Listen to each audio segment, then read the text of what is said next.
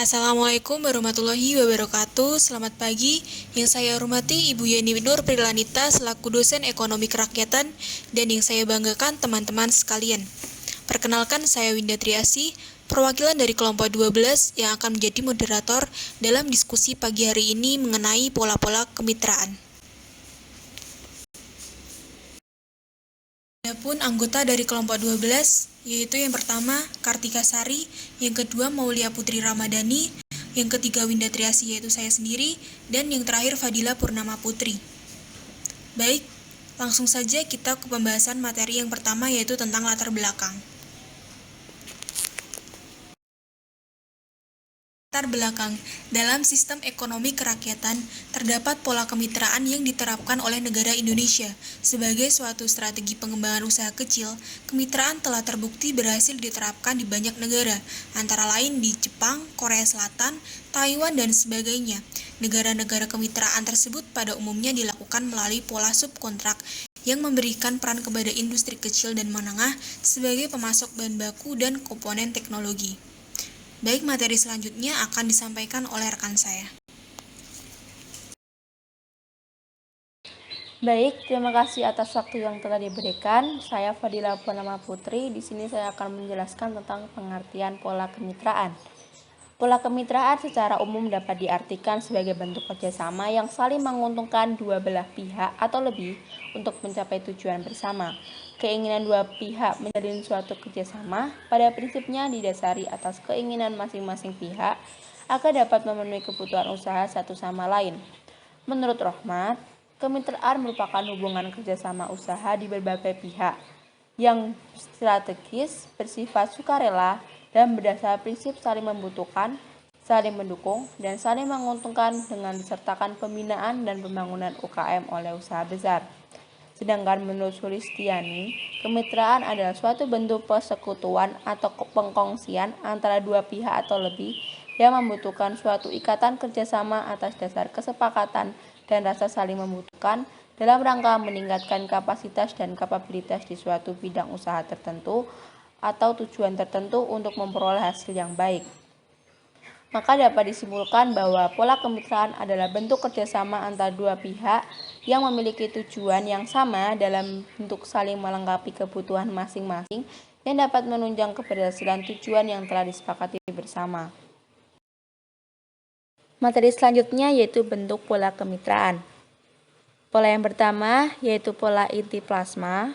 Pola hubungan kemitraan ini terdiri dari usaha kecil atau kelompok mitra usaha sebagai plasma dan usaha menengah atau besar sebagai inti yang bermitra. Perusahaan inti akan menyediakan pembinaan, penyediaan sarana prasarana untuk produksi, pemasaran hasil produksi, tetapi tetap memproduksi kebutuhan perusahaan. Kelompok mitra usaha atau usaha kecil memenuhi kebutuhan perusahaan sesuai dengan kesepakatan. Yang kedua yaitu pola subkontrak. Pola hubungan kemitraan ini terdiri dari penerima subkontrak atau perusahaan mitra usaha dengan usaha besar atau kelompok mitra usaha yang memproduksi kebutuhan perusahaan dalam bagian bahan untuk memperlancar atau memenuhi komponen produksi. Biasanya pola ini digunakan oleh pengusaha kecil dengan pengusaha menengah dan besar. Yang ketiga ada waralaba. Pola hubungan kemitraan ini terdiri dari kelompok mitra usaha dengan perusahaan mitra usaha yang memberikan hak khusus kepada orang perorangan atau badan usaha dalam sistem bisnis untuk membangun ciri khas usaha dalam memasarkan barang atau jasa berdasarkan perjanjian wadah. Yang keempat ada perdagangan umum. Pola hubungan kemitraan ini terdiri dari Pola hubungan kemitraan ini terdiri dari kemitraan mitra usaha yang memasarkan hasil dengan kelompok usaha yang mensuplai kebutuhan yang diperlukan perusahaan, sehingga perusahaan menyediakan lokasi usaha, melakukan kerjasama pemasaran atau penerimaan pasokan atau penyedia barang atau jasa dari usaha mikro, usaha kecil dan usaha menengah oleh usaha besar yang dilakukan secara terbuka. Yang kelima ada keagenan. Pola hubungan kemitraan ini terdiri dari usaha besar atau usaha menengah dengan kelompok usaha mikro dan usaha kecil. Usaha besar atau menengah memberikan hak kepada usaha mikro dan kecil untuk memasarkan produknya. Yang keenam yaitu bagi hasil. Pola hubungan kemitraan ini dilakukan oleh usaha besar atau usaha menengah dengan usaha mikro kecil, yang pembagian hasilnya dihitung dari hasil bersih usaha dan apabila mengalami kerugian ditanggung bersama berdasarkan perjanjian tertulis. Yang ketujuh ada kerjasama operasional.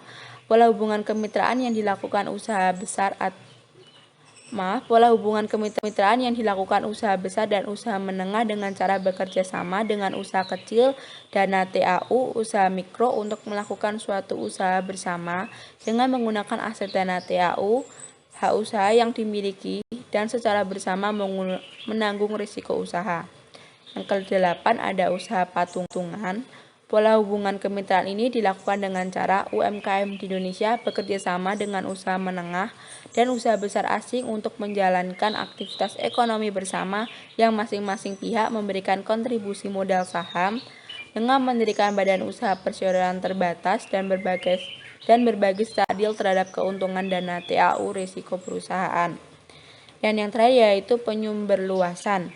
Pola hubungan kemitraan yang dilakukan dalam pengadaan atau penyediaan jasa pekerjaan atau bagian pekerjaan tertentu yang bukan merupakan pekerjaan pokok dan atau bukan komponen pokok pada suatu bidang usaha dari usaha besar dan usaha menengah oleh usaha mikro dan usaha kecil.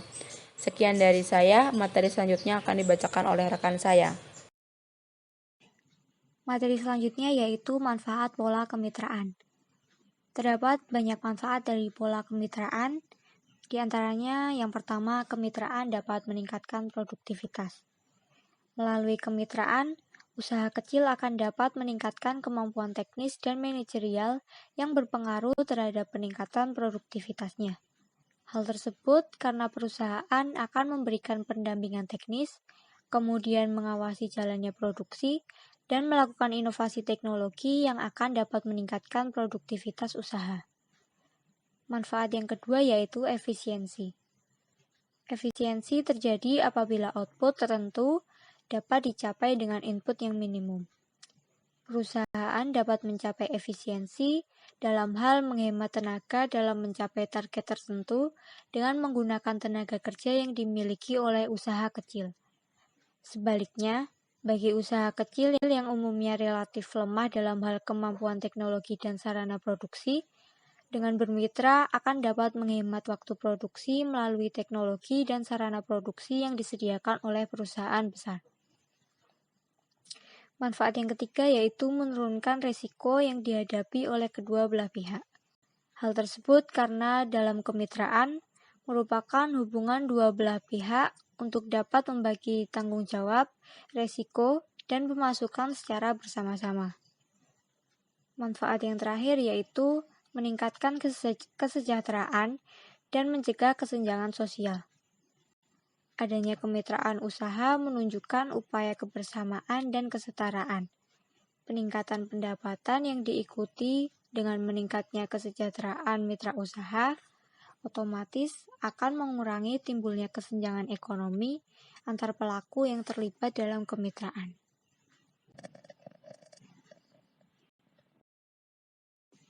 Selanjutnya yaitu pihak yang terlibat dalam pola kemitraan. Dalam kemitraan perlu melibatkan beberapa pihak untuk dapat mengimplementasikan atau melaksanakan pola kemitraan secara nyata. Berikut merupakan beberapa pihak yang dapat terlibat dalam pola kemitraan. Yang pertama, usaha kecil. Pengusaha kecil memiliki peran strategis dalam pembangunan ekonomi. Dengan adanya kemitraan, akan sangat membantu usaha kecil untuk dapat mengembangkan usahanya. Hal tersebut tentunya dapat menjadi pertimbangan bagi usaha kecil untuk mau menjalin kemitraan dengan pengusaha besar. Yang kedua yaitu usaha menengah atau besar. Usaha besar baik swasta maupun BUMN berperan sebagai pemrakarsa yang bersedia menjalin kemitraan dengan pengusaha kecil. Yang ketiga yaitu lembaga keuangan baik bank maupun non-bank. Lembaga ini berperan sebagai pemberi bantuan modal usaha kepada masyarakat atau perusahaan untuk mengembangkan bisnisnya. Yang keempat yaitu pemerintah. Pemerintah dalam pola kemitraan berperan dalam koordinasi, fasilitasi, dan pengawasan bagi kemitraan usaha nasional. Yang terakhir yaitu LSM atau masyarakat. LSM atau masyarakat dalam pola kemitraan berperan sebagai pendukung dalam pelaksanaan ataupun penyedia sarana dalam menunjang berbagai kegiatan atau aktivitas pola kemitraan di Indonesia.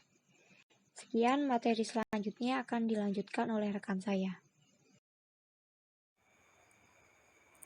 Baik, materi selanjutnya yaitu kelebihan dan kelemahan pola kemitraan. Pola kemitraan merupakan suatu program kerjasama antar mitra yang saling menguntungkan. Sebagai suatu program, pola kemitraan memiliki kelebihan dan kelemahan. Berikut ini beberapa kelebihan pola kemitraan. Yang pertama, memberikan keuntungan timbal balik. Para pelaku usaha kecil yang memiliki keterbatasan dalam permodalan dan fasilitas usaha akan memperoleh keuntungan karena beberapa perusahaan besar memberikan bantuan modal dan fasilitas usaha kepada pelaku usaha kecil. Begitu juga sebaliknya, perusahaan besar akan memperoleh keuntungan dari keluasan pelaku usaha kecil.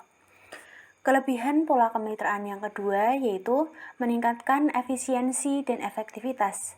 Dengan adanya kerjasama antara beberapa pelaku usaha, maka dapat mensinergikan penggunaan sumber daya untuk mencapai tujuan yang sama, sehingga mampu meningkatkan efisiensi biaya, waktu, dan tenaga. Selain itu, dengan adanya kemitraan, juga dapat meningkatkan efektivitas pencapaian tujuan.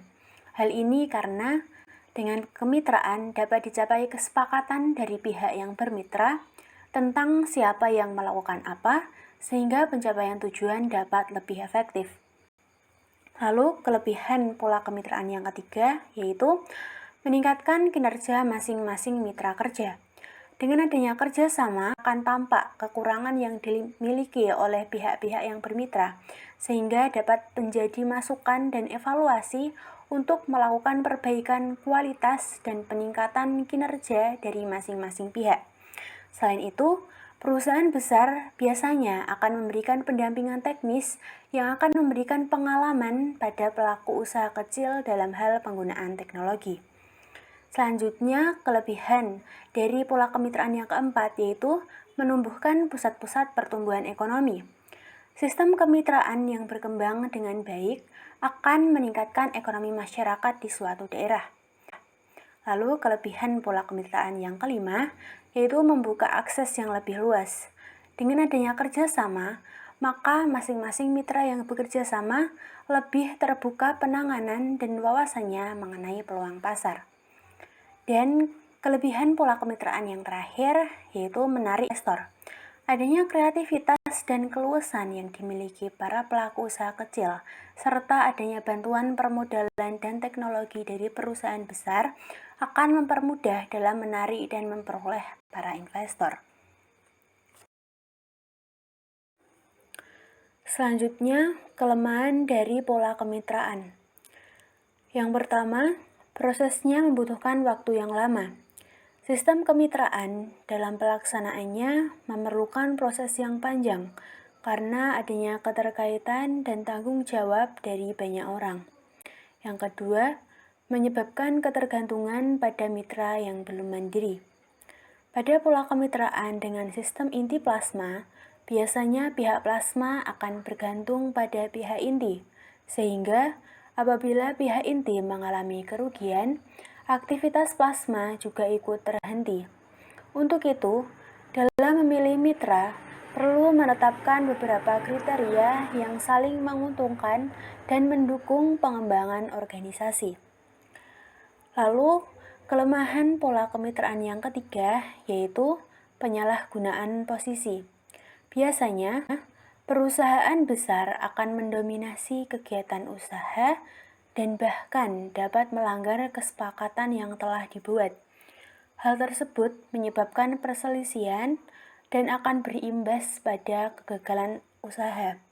Untuk itu, diperlukan perjanjian hitam di atas putih antar pihak yang bermitra, sehingga apabila salah satu pihak melanggar perjanjian tersebut, pihak yang melanggar perjanjian tersebut dapat dituntut.